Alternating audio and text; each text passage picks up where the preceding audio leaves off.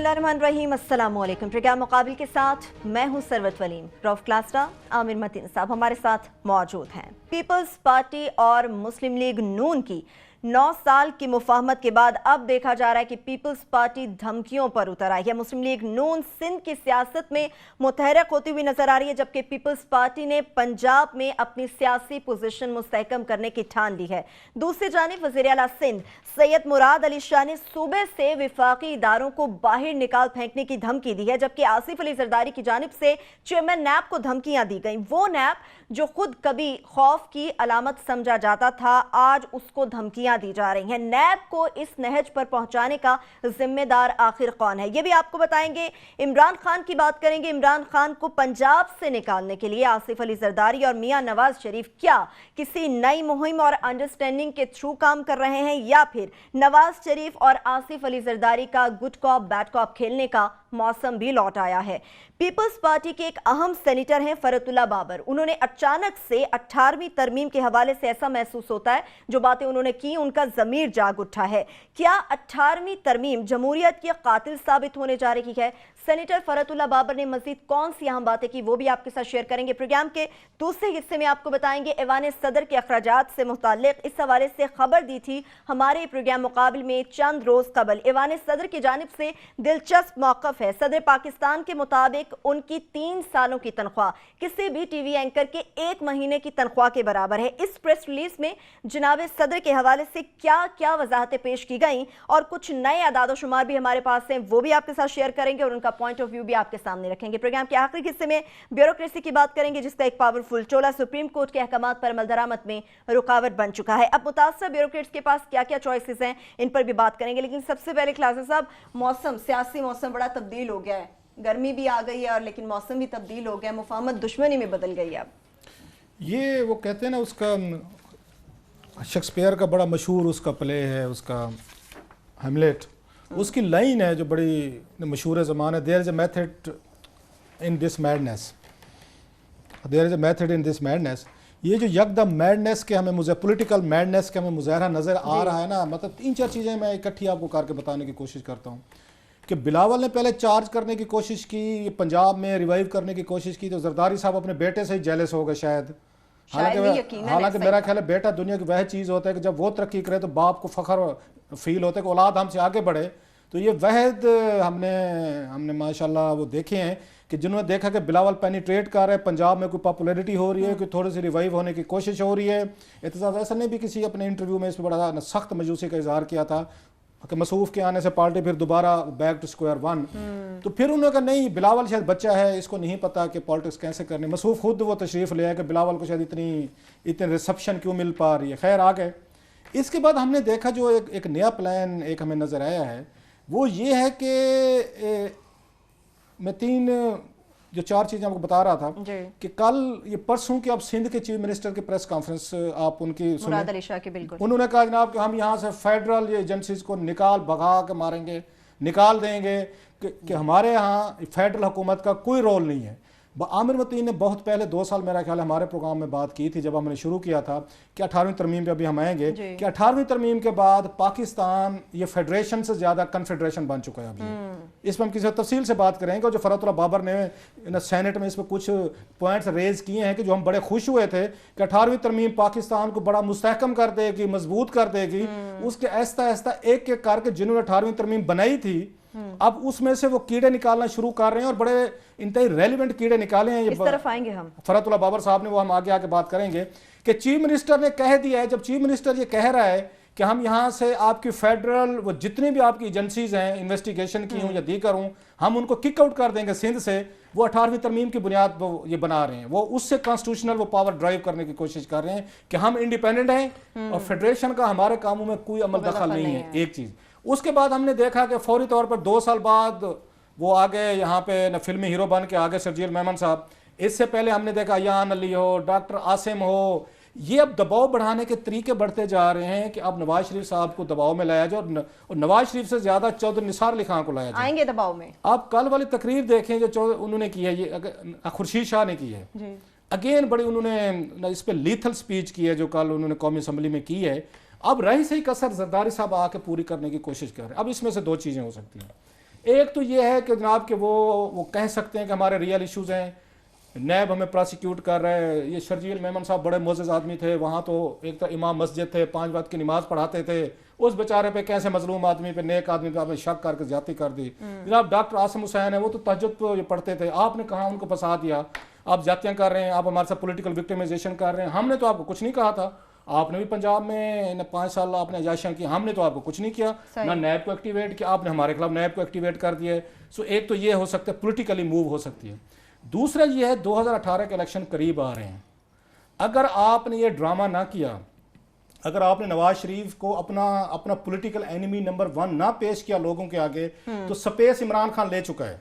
इमरान खान ने, हालांकि इमरान खान के बहुत सारी अभी भी मेरा ख्याल उसको करने की जरूरत थी, ऐसे ऐसे जहाँ इश्यूज आते हैं, टॉपिक्स आते हैं जिनको इनको पार्लियामेंट में जाके एक तूफान खड़ा कर सकते थे, लेकिन वो सोए हुए हैं। वो बनी गाला में सारी कौम सोई हुई है, उन्हें नहीं पता कौन से इश्यूज हैं जिन पे आपको जाके आपको कन्फ्रंट करना चाहिए। और पीपल्स पार्टी बड़ी तेजी से वो स्पेस कवर करने की कोशिश कर रही है। जैसे प्रमोशन वाला इतना बड़ा स्कैंडल, 400 अफसरान, बल्कि मेरे ख्याल 800 तक चले गए, आपने उसको मिस किया। सो आने वाले दिनों में पीपल्स पार्टी ये ड्रामा करेगी, और नवाज शरीफ को ये ड्रामा सूट करता है कि इमरान खान की बजाय उनका पंजाब में मैच जो हो वो पीपल्स पार्टी से पड़े, लोगों को तस्वीर दिया जाए कि नवाज शरीफ के जो अपोनेंट हैं वो हम हैं, वो इमरान खान नहीं है। और इमरान खान साहब आराम से बड़ी आसानी से उनको ये स्पेस उनको दिए जा रहे हैं। सो ये इमरान खान से हट के नवाज शरीफ साहब को भी अपोजिशन में ये ये हो गए जरदारी साहब सूट करते हैं, और जरदारी साहब को हुकूमत में नवाज शरीफ सूट करता है, फेडरेशन में इमरान खान उनको सूट नहीं करता। ये जितना भी मुका इनकी अंडरस्टैंडिंग, इनकी लड़ाई झगड़ा आपको नजर आ रहा है, ये सारा इमरान खान का सियासी मेला 2018 को चुराने के लिए किया जा रहा है। लोगों को ये तस्वीर दिया जा रहा है हम रियल अपोजिशन है, we will take on Nawaz Sharif sahab, हम कोई रियायत नहीं करेंगे। ये सब कुछ मेरा ये ख्याल है, बाकी आमिर साहब बताएंगे कि ये पंजाब की पानीपत जैसी लड़ाई जो है उसका फैसला होना है कि अगले इलेक्शन में नवाज शरीफ के खिलाफ इलेक्शन कौन लड़ेगा, पीपल्स पार्टी लड़ेगी पंजाब में या इमरान खान लड़ेगा। चलिए अब जरा इमरान खान की लैंग्वेज में बात कर लेते हैं। आमिर साहब वो हमेशा क्रिकेट को लेके बात करते हैं, जिस तरह से अब ये फाइनल की तरफ मूव जा रही है कि आसिफ अली जरदारी साहब पंजाब में उन स्पेसिस को कवर करने की कोशिश कर रहे हैं जहां पे इमरान खान नहीं गए। आपको लगता है इमरान खान अपनी टीम की बजाय पीपल्स पार्टी को मैदान में उतरने का मौका देगी, ऐसा होगा? ये तो आपने बिल्कुल नजम सेठी जैसा एनालिसिस किया है क्रिकेट के ऊपर, अच्छा है।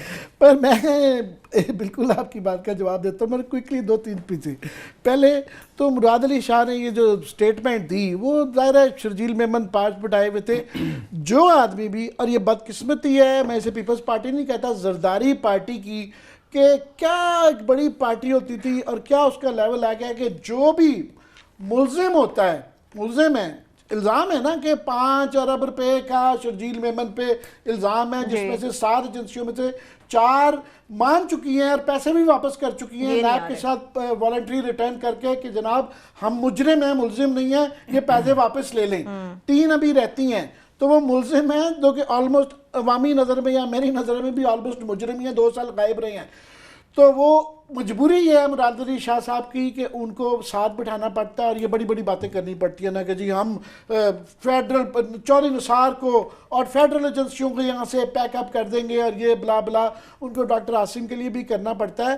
पर एक लिहाज से मैं ये ज़रूर कहना चाहूँगा कि ये जो इन्होंने ड्रामा किया था कि कायम अली शाह, मैं तो उनका अब मुतक़िद हो गया हूँ, जैसे कैसे भी थे वो कसम से वो बेहतर आदमी ने, एक फसाद तो रखा हुआ था उस जमाने में भी, उनके बेचारे हुए फाइनेंस मिनिस्टर याद रहे कि मुराद अली शाह थे, जो पैसे की लेन देन और गड़बड़े हुई जिसके सारे जो जुल्फ़िकार मिर्जा ने बिल्कुल ये रिकॉर्ड पे कहा था कि he was the person, finance के इंचार्ज मुराद अली शाह साहब थे। आगे बेचारे वो कायम अली शाह वैसे ही एक फसाद रखा हुआ था, उनका पहले भी कसूर नहीं था, अब भी नहीं है। अब ये आगे हैं तो कभी उनको डॉक्टर आसिम की ड्यूटी देनी पड़ती है, कभी उनको शर्जील मेमन, ये these are the poster boys of Peoples Party, Asif Zardari की जो आजकल पार्टी है। पहली बात तो ये। दूसरा, जनाब ये चौधरी निसार पे क्यों अटैक कर रहे हैं? रात को पकड़ा तो नैब ने था, नैब को चौधरी निसार पे नीचे चढ़ाई करते हैं ना। या तो फिर ये आप मान लें कि वाकई ये जो आपने मुकमका किया था, 2 पार्टीज ने चौधरी कमर जमान की सिलेक्शन की थी, एक का नाम पीपल्स पार्टी था, एक का नाम नून लीग था। इन 2 पार्टीज ने मिलकर ये साहब चुने थे और उन्होंने, माफ कीजिएगा, बहुत डिलीवर किया दोनों पार्टीज को कि ये 5-4 साल जो हो गए हैं उनके, उसके अंदर किसी पीपल्स पार्टी के बड़े आदमी का नाम बता दें,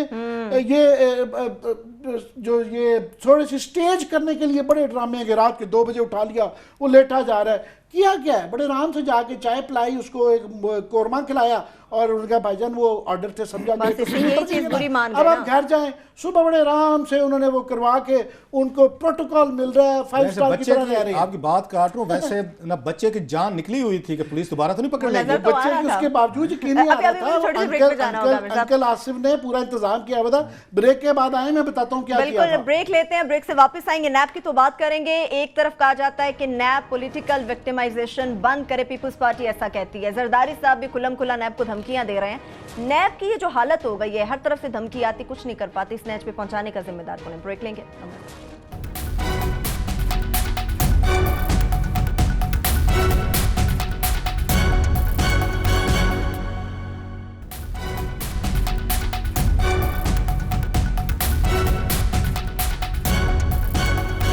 ब्रेक के बाद एक बार फिर से प्रोग्राम में हम आपको खुशामदीद कहेंगे। नैब कराची के मुतालिक बात कर रहे थे कि कहा जा रहा है पॉलिटिकल विक्टिमाइजेशन की जा रही है। मैं उस पे, मुझे नैब की उस पे क्या कहूँ, ये सख्त लफ्ज़ है, मगर अब ये इतने बड़े आइनी अदारे के आइनी चीफ, आइन के टेन्योर की उनकी गारंटी है कि ये जिल्लत होगी, इस नहज पे ये इदारा आ गया है कि कोई भी आदमी उठ के, अब ये पुराने आसिफ जरदारी साहब इनके मुलजिम रहे हुए हैं कि वो आल्दी, बल्कि वो कहते हैं इनके प्रोफेशनल एंड ओल्ड कस्टमर, वो ओल्ड कस्टमर जो हैं वो कहते हैं मजाल है उसकी कि मुझे पकड़े या मेरे पे केस करे। कैसे कह सकते हैं? वो और फाइलें गायब करवाएं, और वो जो पुराने रिकॉर्ड जो है थोड़े से रह गए हैं तो एक एक गायब करवा के। और आज तक मेरा ये जरूर तकलीफ रहती है कि वो जो सारी फाइलें गायब होती हैं, कोई बंदा तो ढूंढते हैं एक आधा कि जिन्होंने की थी उनके खिलाफ सजा हो जाए। अदलिया को भी ये देखना चाहिए। तो अभी ये जो पीर के रोज नायब चीफ साहब को बुलाया हुआ है, तो उनसे ये भी पूछ लें, उन्होंने तो वो सारे जो डेप्यूटेशनिस्ट इकट्ठे किए हैं ना अपने इर्द गिर्द, उन सारों का पीर को अंजाम निकल आएगा कुछ ना कुछ। एक बात। दूसरा जो आपने क्वेश्चन किया था कि जी पंजाब में पीटीआई का क्या सूरत हाल है, ये जो सारा ड्रामा हो रहा है वहाँ पे कि पंजाब की जलगार, बेटा नहीं चल सका फैसलाबाद में तो वालिद साहब दोबारा आ गए हैं, इसके पीछे यही है। और ये नून लीग को भी सूट करता है। वो इसलिए कि पिछले इलेक्शन के अंदर जो है गो के पूरे पंजाब में सिर्फ एक रहीम यार खान में, वो भी अहमद महमूद साहब के बेटे की अपनी जाती ताल्लुक की वजह से, असर की वजह से वो एक सीट मिली थी, वो पीपल्स पार्टी की सीट नहीं है। एक और मुजफ्फरगढ़ में अब हिना रब्बानी के वाले हिना रब्बानी के उसके अंदर जो है बाई इलेक्शन के अंदर वो जीत गए थे। Thank you for correction. जो है पूरे पंजाब में इनको वो भी जाती ही अपने असर की वजह से खैर साहब लेके गए हैं। पीपल्स पार्टी क्रेडिट दे दें, अब 2 नाम पे है, 148 में से चले 2 सीटें। फिर भी एवरेज जो है ना 10 से 15 हज़ार हर कॉन्स्टिट्यूंसी में पीपल्स पार्टी का वोट मिलता रहा, एवरेज जो है। अभी जो है ना उसके बाद जितने लोकल बॉडीज और बाई इलेक्शन हुए हैं उसमें 1000-2000 पे आ गए हैं 15 से। तो नून लीग को भी सूट करता है कि ये टोटली वन वे पीटीआई के साथ इलेक्शन करवाने की बजाय बीच में पीपल्स पार्टी रहे, तो वो उनका वोट नहीं डिवीजन होती, वो इनकी दोनों की आपस में होती है। पिछले इलेक्शन से साबित हो गया है कि इन तीनों का ट्रायंगुलर फाइट के अंदर उनको नून लीग को फायदा रहता है। ये पिछले इलेक्शन का ये तजिया है। सो वो भी चाह रहे हैं कि जरदारी साहब खड़े। मगर अब ये सवाल है कि पंजाब के लोग भी उतने ही सादा हैं जितने हमारे सिंधी भाई हैं बेचारे, के किए जा रहे हैं और रोते भी रहते हैं कि हमारे अस्पताल ठीक नहीं है, सड़कें ठीक नहीं है, स्कूल ठीक नहीं है। पंजाब में तो वही हालत है पंजाब में। नहीं, ये पंजाब को आप एक तो दाद देना थोड़ा सा, कुछ हद तक वो आगे वहाँ इतना आप ये समझ रहे हैं कि अपने 5 साल में दौरे हुकूमत में आसिफ जरदारी साहब ने एक जलसा नहीं किया। एक तो डरते बड़ा थे, दूसरा ये कि पावर में लोगों को नहीं पूछा, वो बेचारे सारे पूछते हैं। अब ये समझ रहे हैं कि आउट ऑफ पावर रह के, पहले तो ये है कि बड़ा जलसा तो दूर करना, उनको पावर में रहते हुए नहीं मुंह लगाया, तो अब ये आएंगे और वो जो इनकी थ्योरी है कि जनाब पैसा ज़्यादा खर्चा जाए तो वो ठीक हो जाता है पंजाब के हालात, ये उनका भी ख्याल था, परवेज लाई साहब का भी, कि रिसोर्सेज, ताकत, ये चीज़ें हों, तो वो भी फारिग हो गए थे। उसके बाद बाकी भी होते रहे। तो मेरा नहीं ख्याल है कि पंजाब की जलगार आसिफ जरदारी साहब कुछ चमत्कार करेंगे तो वहां पे पंजाब वो दोबारा कि मैं आपको जीत के उनका चमत्कार हो ना हो, लेकिन बिल्कुल ये मुश्किल काम है। वाली बात सही है। नवाज शरीफ को ये सूट करता है। बड़ा मजे का खेज लगा जब आमिर साहब ने, इखलास साहब, ये बात की कि आईनी इदारा है, यहाँ पर तो अंदर ला कानूनियत की तमाम हदें इन्होंने पार की हुई हैं। आईनी इदारा इसको कैसे? आईनी इदारे पे बात करते हैं। जो इंटरेस्टिंग इसमें पॉइंट है ना, जो आमिर साहब कह रहे हैं, थोड़ा सा पॉलिटिकली मैं इसको मजीद आगे लेके जाना चाहता जी, हूँ। जी। बेसिकली आसिफ अली जरदारी साहब नवाज शरीफ की मदद करने पंजाब जा रहे हैं। इमरान खान इनमें से वहद है जो अभी हम कहते हैं ना पंजाबी में काना होना, पे किसी से कुछ उसने लेना देना नहीं है, उसका कोई बैगेज नहीं है। इमरान खान का बैगेज बनेगा, होगा केपीके का कुछ बैगेज होगा उसमें, जो अब खबरें आना शुरू होगी, असद कैसर की आना शुरू होगी, दीगर ऐसा स्टोरीज आएंगी। इमरान खान का फेडरल हुकूमत का कोई बैगेज नहीं है, उस पर कोई स्कैंडल नहीं है, कोई बैंक लोन जाती बैगेज होगा, कोई पावर का पैकेज नहीं है, पावर वो नहीं है। एक्सरसाइज की ही नहीं है। लोग जाती बैगेज भूल गए थे। इतनी सारे वोट, 80-90 लाख वोट इनको मिला है, तो लोगों ने इमरान खान का पर्सनल जो उनका बैगेज था वो तो लोगों ने एक साइड पर रख दिया है। लोग इस पे चलेंगे नहीं कि इमरान खान साहब की जाती जिंदगी जैसे अच्छी बुरी है, हमारा उसे कोई तल्लुक नहीं। हम ये देखते हैं कि उसने मुल्क और कौम को लूटा है या नहीं लूटा। अब लोगों ने ये जवाब ढूंढ लिया जो कि मैटर करेगा। इसलिए ये इमरान खान साहब जो हैं, जिनका बैगेज नहीं है, जो किसी से काने नहीं है, जिनके नाम पे कोई स्कैंडल नहीं है, जिन्होंने पैसे राइट ऑफ नहीं करवाए, न जिन्होंने शुगर मिलें नहीं लगवाई हुई, जिन्होंने कोई वहां पे अपने को फ्रंटमैन नहीं रखे हुए, जिनके नजरिए पैसे ले रहे हो, तुर्की की कंपनी, चाइनीज कंपनी, कतरी कंपनी के साथ उनके बिजनेस नहीं है। ये एज है इमरान खान के। सो अगर इमरान खान इस एज के साथ पंजाब में जाते हैं एज मेन अपोजिशन लीडर, ऊपर से पनामा का फैसला आने वाला है, वो ऑफ कोर्स इमरान खान उसको आके न कैच कराने की कोशिश करेगा। सो जरदारी साहब को सूट नहीं करता कि इमरान खान जैसा बंदा जो है वो फेडरल हुकूमत में है। ये बात नवाज शरीफ साहब को सूट नहीं करती। वोट बैंक तो जैसे आपने बताया रहा नहीं है। सो अल्टीमेटली अच्छा, पीपल्स पार्टी उस वक्त ये सोच रही थी, आपको याद होगा 2013 के इलेक्शन में इनकी कैलकुलेशन क्या थी। एक वहद थी उस वक्त, शुक्रा इमाम जिससे मेरी बहस हुई थी, उसने उठा के इस कैलकुलेशन को उसने इसमें मारा था डस्टबिन में। वो कैलकुलेशन क्या थी, सारे दानिश्वर हम उस वक्त बेच रहे थे कि जनाब यहाँ पे इमरान खान और नवाज शरीफ की पार्टी पंजाब में लड़ेगी, इनका वोट बैंक होगा तकसीम, और दरमियान में से जरदारी साहब अपना मदारी वाला कबूतर निकालेंगे, पीपल्स पार्टी जीत जाएगी। शुक्रा इमाम वहद थी जिसने मुझे बात की थी और इलेक्शन से पहले की थी। मुझसे उसने पूछा, मैंने ये थ्योरी भेज दी एज यूजुअल। उसने कहा आप जैसे कई दानिश्वर यही आजकल थ्योरी न सदर को भेज रहे हैं, मैं आपको शर्तियां बता रही हूं कि पंजाब में बुरे तरीके से पीपल्स पार्टी हारेगी। और ये फार्मूला जो बनाया हुआ है ना कि नवाज शरीफ और इमरान खान लड़ेंगे, वोट काटेंगे और पीपल्स पार्टी जीत जाएगी। शुक्रा इमाम को याद होगा, उन्होंने खुद बताई थी बात। और बाद में जब ये इलेक्शन हारे, मैंने शुक्रा इमाम को ये टेलीफोन करके माजरत की थी, मैं कहा एम सॉरी, आपका एनालिसिस ठीक था, मेरा गलत था। सो ये जो बात अभी आप कह रहे थे ना कि अब ये शायद दोबारा होगा और आपकी तरफा ये कहेंगे कि इमरान खान और नवाज शरीफ लड़ेंगे और पीपल्स पार्टी फिर जीत जाएगी।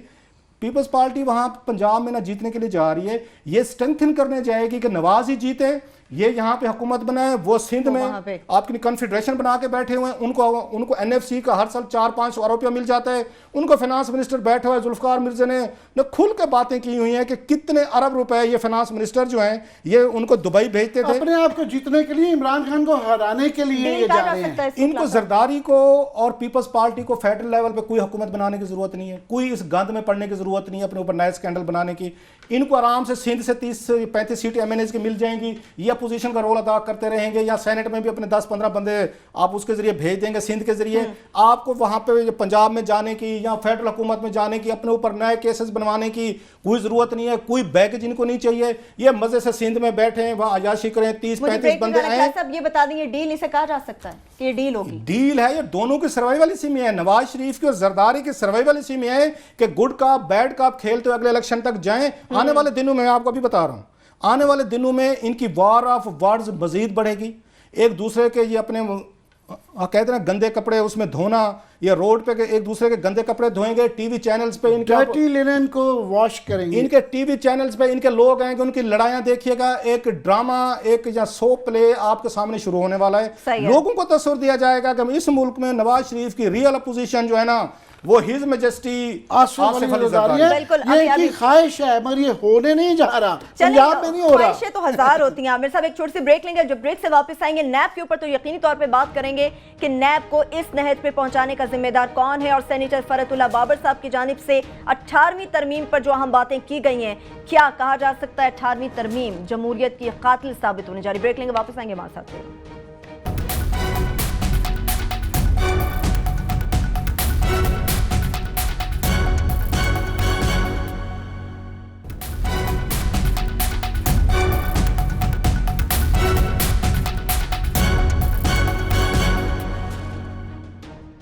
ब्रेक के बाद एक बार फिर से प्रोग्राम में हम आपको खुशामदीद कहेंगे। अब कुछ आमिर साहब हम बात करेंगे सेनेटर फरतुल्लाह बाबर साहब ने जो अहम बातें की हैं, खासतौर पे 18वीं तरमीम को लेकर। क्या समझते हैं कि 18वीं तरमीम ही जमहूरियत के कातिल साबित हो जाएगी? नहीं, 18वीं तरमीम में बहुत कुछ था, बहुत बड़ा पैकेज था, मगर उसकी कुछ अच्छाइयाँ भी हैं और कुछ खराबियाँ भी हैं।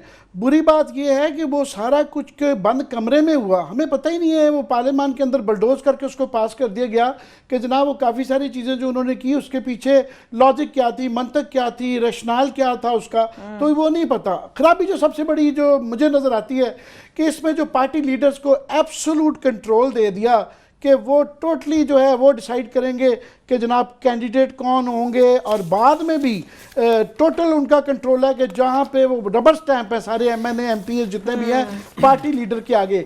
हाँ, उसकी एक लॉजिक थी कि पहले एक दूसरी एक्सट्रीम होती थी, जब ये लोटे बन जाते थे, पैसे खरीद के सारे जो है इधर उधर चले जाते थे, तो ये दूसरी एक्सट्रीम पे गए हैं कि बिल्कुल एब्सोल्यूट कंट्रोल कर दिया हुआ है। अमेरिका, यूरोप, जहाँ जहाँ भी एक वेस्टर्न डेमोक्रेसी जिसे कहते हैं कि मगरबी जमहूरियत जो है, उसकी एक बुनियादी चीज़ है, उसे कहते हैं बाई पार्टीजनशिप, कि जनाब काफ़ी इश्यूज होते हैं जिसमें गुंजाइश निकाली रखी जाती है कि लोग अपने ज़मीर के मुताबिक फैसले कर सकें और उसके बदयांती नहीं समझा जाता, उसकी ये नहीं कहा जाता कि इसने पैसे खा के वो कर दिए। इशूज़ होते हैं, पूरी पार्टी का हर मसले के ऊपर एग्जैक्टली एक इशू नहीं होता।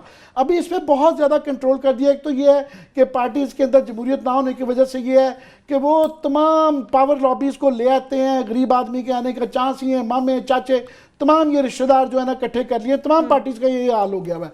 दूसरा ये जो बात की है फरतुल्लाह बाबर साहब ने कि वो यही है कि 12 पार्टी लीडर्स मिल जाएं तो कॉन्स्टिट्यूशनल अमेंडमेंट भी कर लें, कि बिल्कुल टोटल उनका बस में है।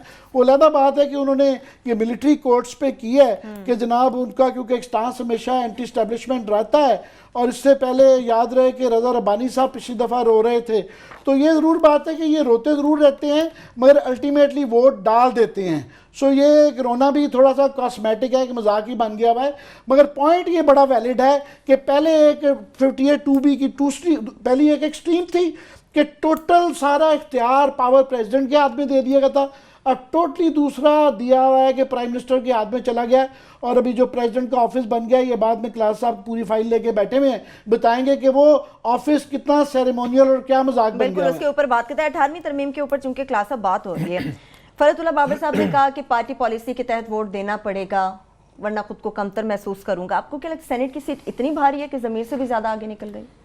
मैं इस पे आता हूँ, बड़ा अहम सवाल है ये फरतुल्लाह बाबर साहब ने उठाया। अगर इस एकेडमिक डिस्कशन की जाए तो फरतुल्लाह बाबर साहब ठीक कह रहे हैं, मतलब इन प्रिंसिपल वी एग्री जो वो कह रहे हैं। मुझे आमिर साहब आपको भी याद आ जाएगा 2010 में जब ये तरमीमें आ रही थी और 3 साल लगाए थे इन्होंने, 2013 से लेके इन्होंने पहले 2008 से लेके 2010 तक इन्होंने 2-3 साल लगा के तरमीमों पे काम किया। बड़ा उसमें अब कैसा रज़ा रब्बानी साहब ने बड़ा काम किया, दिन रात अनथक मेहनत की, और इसमें कोई डाउट नहीं है रज़ा रब्बानी साहब को बड़ा अच्छा खासा लंबा तगड़ा काम था जो उन्होंने किया। लेकिन बहुत सारी चीज़ें रह गई थी जो अब सामने आना शुरू हो रही हैं। और दूसरी इंपॉर्टेंट चीज़ है, पूरे हाउस में आमिर सिर्फ एक पार्लियामेंटेरियन खतून थी जिसने खड़े होकर इस बात पे जिस पे फरतुल्लाह बाबर आज 7-8 साल बाद रोला डाल रहे हैं, सिर्फ एक खतून पार्लियामेंटेरियन ने वहाँ खड़े होकर उन हाउस में उन्होंने तमाम मेंबरान को शर्म दिलवाने की कोशिश की थी 2008-2013 की असम्बली को, कि अपने हाथ काट के पार्लियामेंटेरियन अपने लीडर्स को दे रहे हैं, आप गलत कर रहे हैं, मत करें, ये डिक्टेटर बन जाएंगे, ये जमहूरियत को तबाह करेंगे, आप लोग इनके गुलाम बन के रह जाएंगे। और दाद दें पाकिस्तान के 342 के हाउस को, माँ सिवाय एक खतून उस MNA के, बाकी तमाम ने अपने आप को हथकड़ी पहनाने के लिए सिग्नेचर किए थे। अब आप पूछें खतून कौन थी? नहीं सर, मैंने कहा आपकी फेवरेट नहीं, वो भी मेरी फेवरेट है। सुकरा इमाम को बड़ा मैं लाइक करता हूँ, she is a very talented woman, I must say. वो थी कशमाला तारिक।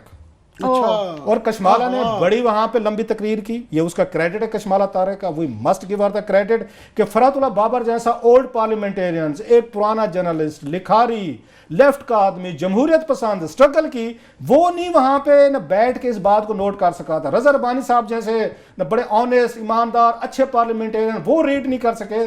और दाद ने कशमाला तारिक को 2010 में एक हालांकि कोई बैकग्राउंड ही नहीं था कशमाला का जमहूरियत का या चीज़ों का, हालांकि जनाब मुशर्रफ दौर में एज उसके स्पेशल कोटे पे आई ना वोमेन के, ये बात एक अकेली व कशमाला तारक लड़ती रही, बाकी तमाम ने। उस वक्त फरहतुल्लाह बाबर साहब तो अवान सदर बैठे थे, उनके प्रेसिडेंट के स्पोक्स पर्सन थे, तो चाहते ना उस वक्त आके रेजिस्ट करते, कर सकते थे। मतलब उसमें शहरी रहमान साहबा को हमने कभी नहीं सुना, ये पढ़े लिखे लोग थे जिनको रेजिस्ट करना चाहिए था। रजा रब्बानी साहब की क्लास नहीं डालने देनी चाहिए थी। फरहतुल्लाह बाबर साहब को, प्रेसिडेंट को समझाना चाहिए था कि जमहूरियत खतरे में पड़ जाएगी। अगर 12 लोगों ने पूरा पाकिस्तान के पॉलिटिकल सिस्टम को आपने आके हाईजैक करना है, तो फिर एक डिक्टेटर के साथ क्या प्रॉब्लम है? पार्लियामेंट तो इसलिए है कि पार्लियामेंरी पार्टीज को इतना चॉइस तो दें। और लास्टली मैं कहूं, और भी मसाइल आ रहे हैं जो इस वक्त प्रॉब्लम आ रहे हैं, आपको मैं उस वक्त डिटेल में नहीं जाना चाहता, कि 18वीं तरमीम के तहत जब आपने पावर सूबों को आपने शिफ्ट की, तो सूबे तैयार नहीं थे, उनके पास कैपेसिटी नहीं थी, उनके पास, ये मैं किसी की मैं उनकी वो नहीं करना चाह रहा, अगर no offences to any province, कि मासवे पंजाब के किसी और के पास बेहतर ब्यूरोक्रेसी नहीं थी। मतलब बलोचिस्तान को आप देखते हैं हमेशा पंजाब से आपको ब्यूरोक्रेट भेजना पड़ता है, इवन KPK की बड़ी अहम पोजीशंस पे आपको भेजना पड़ते हैं। सो पंजाब की ब्यूरोक्रेसी जो थी वो बेहतर थी इन चीज़ों को हैंडल करने के लिए। आपकी बलोचिस्तान की आपकी इक्विपमेंट नहीं थी, आपकी KPK, इवन मैं कहता हूँ सिंध, उसका नुकसान ये है कि इतनी सारी पावर्स आपने भेज दी, इतना आपने उनको पैसा भेज दिया, आपने इतने उनको फंक्शन भेज दिए, वो हैंडल ही नहीं कर सके। आज आप देखेंगे 18वीं तरमीम के बाद ये जो कहते थे मसले हल हो जाएंगे ना, ये चौधरी निसार और ना मुराद अली शाह ने जो एक्सचेंज किया है, आज चीफ मिनिस्टर सिंह आपको धमकियां दे रहा है, वो धमकियां दे रहा है, उसका क्या नतीजा निकला? 18वीं तरमीम ने मसाइल हल करने थे, 18वीं तरमीम तो सूबों को और फेडरेशन को एक दूसरे के सामने ले आई है।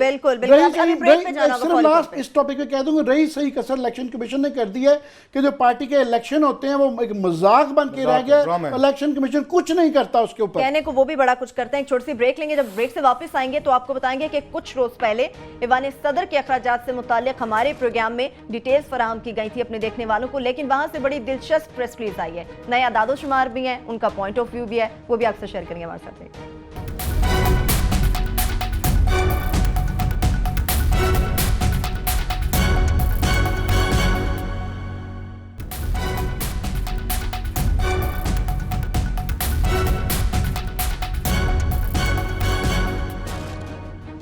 ब्रेक के बाद एक बार फिर से प्रोग्राम में हम आपको खुश आमदेद कहेंगे। क्लास अब बात करेंगे ईवान सदर के अखराजात से मुताल्लिक। कुछ रोज़ पहले हमारे प्रोग्राम में बताया था कि कितना खर्च हुआ है 3 सालों में, पर उन्होंने तो टीवी एंकरों के साथ अपनी तनख्वाहों का मुआवजा करना शुरू कर दिया। हुआ ये था कि कौन सी डेट है ये, 21 मार्च को, मैं थोड़ा सा बैकग्राउंड दे दूँ ताकि लोगों को समझने में आसानी आएगी। 21 मार्च को सेनेट का इजलास हुआ, वहाँ पे जो सेनेटर हैं या MQM के, उनका नाम है मियां अतीक साहब, उन्होंने एक रिपोर्ट मंगवाई थी कि ये बताया जाए कि ये ईवान सदर जो है प्रेसिडेंट ममनून हुसैन साहब जो बनाए गए, इन पे टोटल पिछले 3 सालों में कितने अखराजात हुए हैं बताया जाए हमें, और डिटेल दीजिए, पर्सनल कितने हैं, ऑफिशियल कितने हैं, बाकी उन्होंने कैटेगरी वाइज उन्होंने इनसे पूछा था कि पब्लिक कौन से हैं, पर्सनल कौन से हैं, आप बताएं 3 सालों में अखराजात क्या हैं। ये आपके सामने स्क्रीन पे भी आप देख सकते हैं कि इनके अपने ही वहाँ पे अमजद अली साहब हैं, असिस्टेंट सेक्रेटरी अकाउंट्स हैं, उनके PS पर्सनल हैं, और फिर प्लस इनके कोई और मेरा ख्याल है और भी अबरार साहब समथिंग है।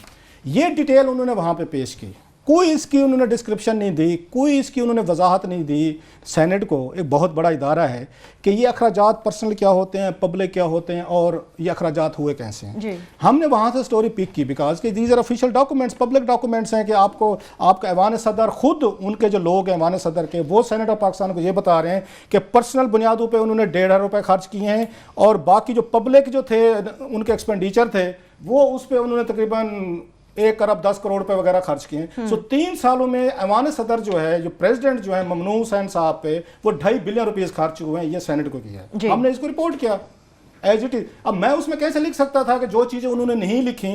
अब एक प्रेस रिलीज फरूक आदिल साहब हैं, कोई कराची से लाए गए हैं, कोई वो मेरा ख्याल एक्स सहाफ़ी हैं, वो मीडिया एडवाइज़र हैं उनके आजकल सदर साहब के, उन्होंने बड़ी एक हमें प्रेस रिलीज भेजी है, अपना पॉइंट ऑफ व्यू दिया है, और वैसे ही लिखा है जैसे सहाफ़ी लिखते हैं। अगर PAD का कोई होता ना, कोई वहाँ पे अगर कोई बनाया बिठाया होता, वो प्रोफेशनल अंदाज में लिखता और उसको टू द पॉइंट रखता, शाफी ना होता, समझदार होता। भाई साहब, अगर PAD के लोगों को ट्रेनिंग होती है ना, इंफॉर्मेशन ग्रुप के लोगों को ट्रेनिंग होती है कि आपने मीडिया के इस तरह के अगर क्वेश्चंस आते हैं कैसे रिस्पॉन्ड करना है। उन्होंने उसमें 2-4 मजे की चीज़ें डाली। एक तो उन्होंने कहा जनाब कि सहाफ़ियों को पता होना चाहिए, मतलब हमें पता होना चाहिए जो आप वहाँ से जिनसे पूछा गया था कि आप हमें इस डिटेल दें, आप लोगों को समझ नहीं होनी चाहिए। जो प्रेसिडेंसी में 700-800 के करीब का इनका स्टाफ है, जो एक दफ़ा कौमी असम्बली में बताया गया था, उन 700-800 को पता नहीं है। सहाफ़ी खुद समझ जाएं कि वहाँ पे आपके आपके सेक्रेटेरिएट होते हैं, वो फरमाते हैं एक पब्लिक सेक्रेटेरिएट होता है, एक पर्सनल सेक्रेटेरिएट होता है। उन्होंने कहा पब्लिक के जो पब्लिक को डील कर रहा होता है उस पर 1 अरब 10 करोड़ के करीब पैसे लगे हैं। जो पर्सनल आके चीज़ों को डील कर रहा होता है सेक्रेटेरिएट, अब वो ये कहते हैं कि सेक्रेटेरिएट के अखराजात हैं, पर्सनल भी और उनके पब्लिक भी। अब उन्होंने उसमें जो मजे की बातें ये की है कि सहाफ़ियों को पता होना चाहिए कि प्रेसिडेंट सेक्रेटेरिएट कैसे काम करता है। ओ भाई हमें तो पता होना चाहिए, चलें गलती होगी माफ़ी दे दें।